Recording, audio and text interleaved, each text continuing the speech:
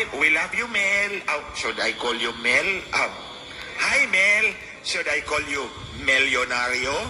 Sama-sama tayong babangon muli para maging milyonaryo. Tingnan mo, she really has a knack of incriminating herself and others. Sa akin, inamin niya, magkikita sila na may-ari ng Smartmatic. Inayos nila yung eleksyon. Eto naman, binuking niya si Mel. Magic pala yung nananalo doon sa PCO. Sibuta ko na doon si Director Sandra Cam. Hindi makakalusot si Melyonario. Oh, di ba? So are we going to allow them to do that to us?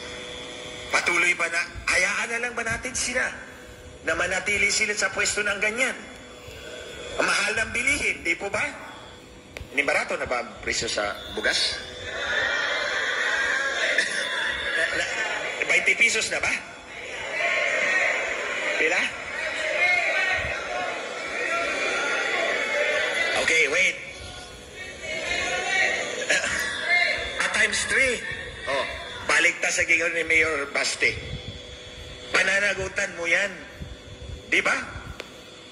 Whatever happens to us, pananagutan ng presidente niyan. But the problem is, he's not in control of this government. It's the wife that is in control of this government. It's the wife that is in control of this government. You see, ladies and gentlemen, we are treated to the spectacle of a person running the office of the presidency but did not file a certificate of candidacy. Hindi naman nag-file yan ng certificate of candidacy. Grabe ka. Yan.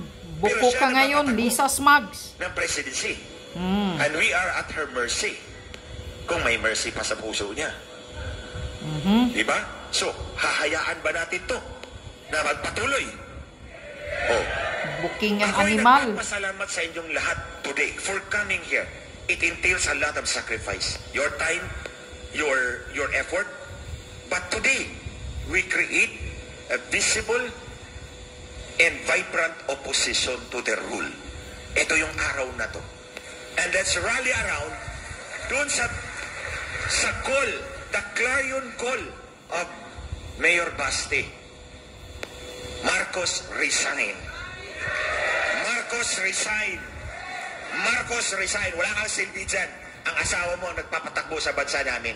We did not elect her.